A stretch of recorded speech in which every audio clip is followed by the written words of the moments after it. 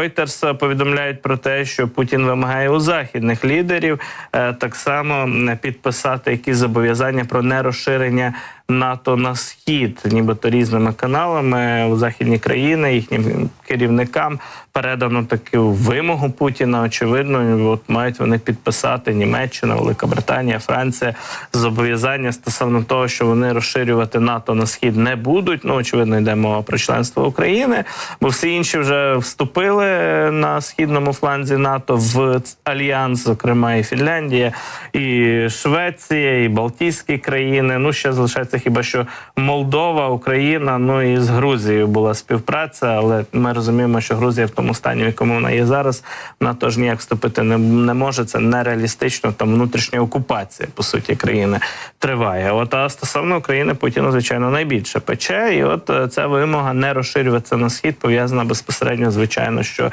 із війною